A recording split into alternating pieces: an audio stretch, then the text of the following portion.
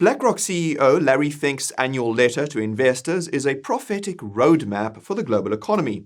The media treats his warnings on oil shock and AI as objective guidance from the leader of one of the world's most powerful companies. But while the world fixates on his predictions, a conflict of interest operates in plain sight. The CEO of the world's largest asset manager is using his platform to shape market behavior in ways that guarantee higher fee returns for his firm.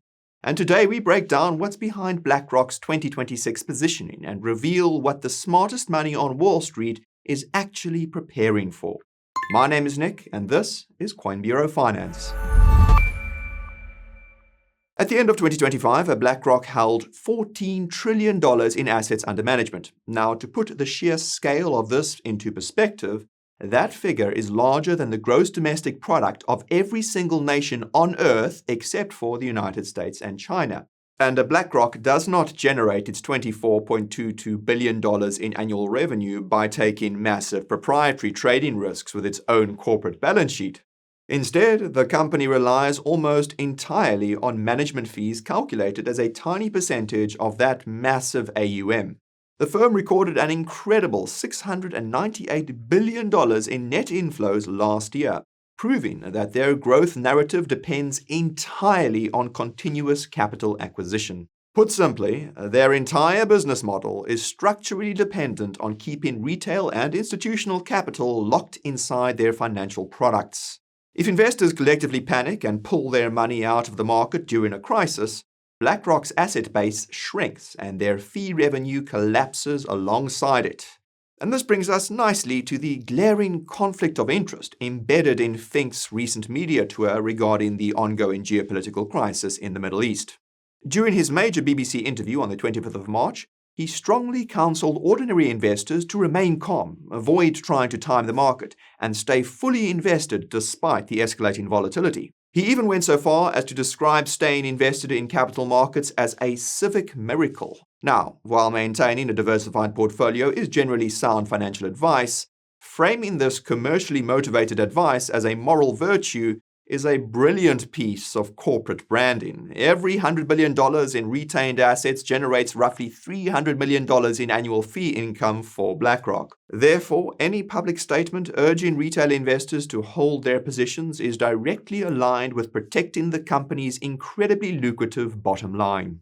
And the financial rewards for protecting that revenue stream are absolutely astronomical for the executives sitting at the very top of that corporate pyramid.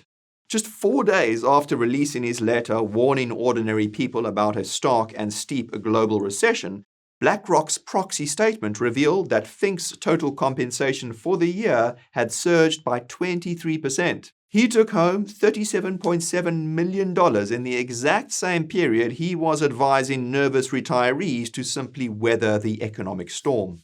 And now the vast majority of that executive compensation package was delivered through stock awards tied directly to the firm's operating performance and asset accumulation.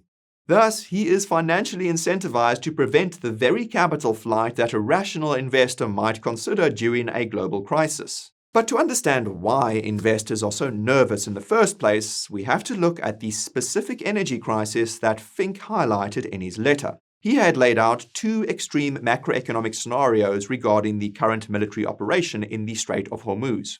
In the optimistic scenario, diplomatic reintegration with Iran succeeds, sending Brent crude tumbling down to $40 a barrel and triggering a massive wave of global economic growth.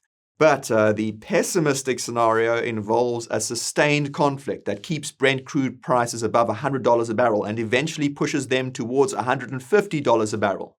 And Fink explicitly warned that this second outcome would cause a devastatingly steep global recession that would ripple through every sector of the economy. He accurately characterized these elevated energy prices as a regressive tax that disproportionately punishes the poorest households across the globe. And the data entirely supports this assessment, given that lower-income families spend nearly twice the share of their earnings on fuel and electricity compared to the wealthiest in society. With the international benchmark crude currently hovering around $107 a barrel, the global supply chain is already experiencing severe inflationary pressure. The Strait of Hormuz normally handles approximately 20 million barrels of crude oil every single day, representing roughly 20% of the entire global supply. And since the blockade began, daily transits through that vital global choke point have collapsed by an estimated 90 to 95%. The International Monetary Fund calculates that every 10% sustained rise in energy costs reduces global economic expansion by 0.15%, while simultaneously pushing inflation up another 0.5%. If the disruption pushes prices toward that worst-case projection outlined by Fink, we are looking at a scenario that the International Energy Agency considers more severe than the supply shocks of the 1970s. Analysts at Societe Generale are already projecting potential price pressures spiking to that upper threshold by April, while other models assign a 40% probability to crude breaching $200 per barrel if the conflict persists into the summer. And this creates a devastating burden for the American consumer, whose collective household energy debt has already climbed to $23 billion. Fink himself has actually noted that 1/3 of Americans lack sufficient emergency savings to cover $500 unexpected expenses, making them acutely vulnerable to these exact types of supply shocks. But while Fink is publicly warning about the devastating impact of this regressive tax on the working class, his firm is aggressively positioning itself to profit from the physical infrastructure required to survive it. BlackRock has recently deployed tens of billions of dollars into acquiring major infrastructure platforms and energy companies, including a massive $12.5 billion acquisition of Global Infrastructure Partners. They are betting heavily on the physical build-out of power grids, data centers, and traditional energy transmission systems. The smart money is not waiting for a diplomatic resolution in the Middle East to save the global economy. Instead, they are buying up the underlying physical assets that will command massive premiums in a structurally more expensive and fractured energy landscape. And this begs the question of how individual investors are supposed to navigate a market where the largest players are actively preparing for a structural inflation while telling the public everything is fine. And if you want to stay informed and make better investing decisions, then you should be reading the Coin Bureau Finance newsletter. It's absolutely free, and we break down everything regarding global finance, commodity markets, macroeconomic trends, and monetary policy so that you never miss what truly matters. All you have to do is click the link in the description or scan this QR code on your screen. And now, back to Larry Fink's letter to investors, because what he chose not to mention in it is arguably far more important than what he actually included. Just weeks before the document was published, BlackRock's $26 billion private credit fund known as H-Lend faced a severe liquidity crisis. In the first quarter of 2026, increasingly anxious retail investors submitted redemption requests totaling $1.2 billion. And this represented nearly 9.3% of the fund's entire monetary value, driven by fears over the portfolio's heavy concentration in highly vulnerable software sector loans. And faced with this massive capital flight, BlackRock activated a contractual mechanism that enforced a 5% quarterly withdrawal cap. They paid out roughly $620 million and effectively denied the remaining half of the redemption requests, trapping hundreds of millions of dollars of retail capital inside the fund. This was the very first time in the fund's history that the quarterly limit had been breached, exposing a massive structural flaw in the rapidly growing private credit industry. And this panic was not isolated to a single asset manager, as the entire $2 trillion private credit sector experienced its most severe liquidity stress test since inception. Blackstone faced massive redemption requests approaching $4 billion for their competing fund, forcing them to inject hundreds of millions of their own executive capital just to meet the demand and avoid the terrible optics of a hard gate. Apollo restricted payouts on their debt solutions fund to a mere 45% of requested withdrawals, while Ares Management and Morgan Stanley implemented similar emergency caps. And these semi-liquid products are aggressively marketed to ordinary investors with the promise of periodic exit windows. But the underlying assets consist of inherently illiquid corporate loans that cannot be quickly sold without taking devastating financial haircuts. When market stress triggers a simultaneous run on the fund, the gates slam shut, creating what industry analysts refer to as a dangerous liquidity illusion. Now, BlackRock's stock price tumbled by more than 8% following this gating announcement, yet Larry Fink's letter completely ignored the event. Instead, it continued to promote the firm's expansion into private markets as a democratizing opportunity rather than acknowledging the severe liquidity risks currently manifesting. And this selective transparency extends perfectly to the firm's complete abandonment of its previous environmental commitments. Back in 2020, Fink famously declared that climate risk was an investment risk, positioning his company as the ultimate champion of sustainable finance. During that era, BlackRock supported more than 40% of environmental and social shareholder proposals, driving billions into specialized green funds. But when that strategy became politically toxic and triggered a multi-state antitrust probe led by conservative politicians, the firm experienced a brutal backlash. After losing roughly $4 billion in state pension mandates from places like Texas and Florida, the corporate rhetoric changed with a whiplash-inducing speed. BlackRock officially withdrew from the Net Zero Asset Managers Initiative in early 2025, and their support for environmental shareholder proposals plummeted to less than 2%. Out of the 358 environmental and social proposals presented during the recent proxy season, the world's largest asset manager supported a mere 7 of them. The acronym ESG has been completely scrubbed from this year's annual letter, replaced entirely by a new corporate buzzword: energy pragmatism. And this dramatic reversal proves that the firm's ideological commitments are entirely contingent upon their commercial viability and their ability to secure massive capital flows. And we see this exact same commercial opportunism in how Fink is currently framing the future of digital assets and blockchain technology. He describes the tokenization of real-world assets as a revolutionary leap forward, directly comparing it to the adoption of the internet in 1996. He paints a utopian vision where ordinary people can own fractional shares of commercial real estate, private equity, and critical infrastructure. But the underlying financial reality reveals a much more calculated corporate strategy designed to capture institutional plumbing. BlackRock has established a massive internal target to generate $500 million in annual fee revenue from their digital assets division within the next 5 years. Every single tokenized asset that moves onto their proprietary settlement rails expands their total addressable market and creates a brand new stream of perpetual management fees.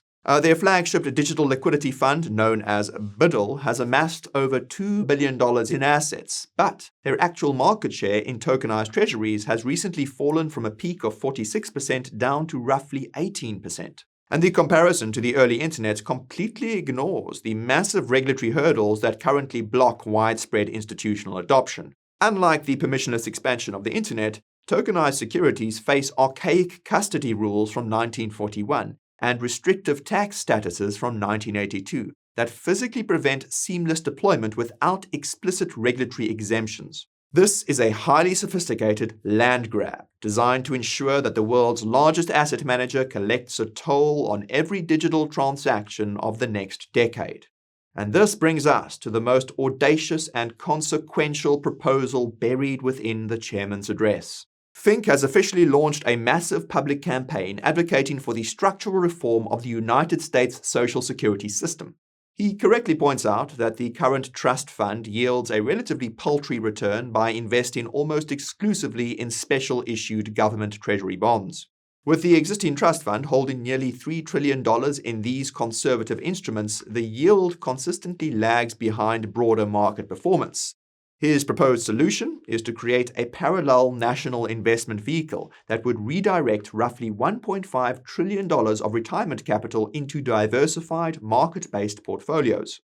He frames this initiative as a necessary evolution to prevent a looming retirement crisis and allow everyday workers to compound their wealth alongside the broader economy. But when you analyze the macroeconomic transmission of this proposal, the ultimate beneficiary becomes glaringly obvious. If the federal government redirects even 10% of its annual payroll tax collections into private equity and index funds, that represents over $120 billion in new capital flowing to Wall Street every single year. As the undisputed king of passive index products, BlackRock would be guaranteed to capture a disproportionate share of these mandated government flows. At their standard institutional fee rate, capturing just a fraction of that newly privatized capital would generate hundreds of millions of dollars in additional recurring revenue. If implemented at the massive scale that Fink is proposing, we are looking at the potential creation of over $3 trillion in fee-generating assets over the next decade. Critics and labor economists have rightfully warned that this framework exposes the fragile social safety net to severe market volatility while creating an unprecedented windfall for financial institutions. It represents the ultimate socialization of risk combined with the absolute privatization of asset management fees. And the irony of this proposal is highlighted by Fink's simultaneous warnings regarding the explosive growth of artificial intelligence. He explicitly acknowledged that the rollout of generative AI technologies will inevitably concentrate massive wealth among the corporations and investors positioned to capture it. The smart money is already validating this concern, with hyperscaler capital expenditure projected to exceed $600 billion in 2026 alone. And BlackRock is actively participating in this wealth concentration through their recent $40 billion acquisition of aligned data centers, securing the physical infrastructure required to power the next AI revolution. And Fink warned that this technological disruption could severely widen the global wealth gap if ownership does not broaden alongside with it. Now, to demonstrate his commitment to the working class, he announced a $100 million philanthropic initiative aimed at training tradespeople and supporting blue-collar labor. And while this is undoubtedly a worthy charitable endeavor, it represents less than 0.5% of the company's annual revenue. And more importantly, it serves as a brilliant public relations shield that distracts from the firm's aggressive expansion into exclusive, high-margin private markets that are entirely inaccessible to those same blue-collar workers. The firm is currently targeting an additional $400 billion in private market fundraising by the end of the decade, catering exclusively to sovereign wealth funds and the ultra-high net worth individuals.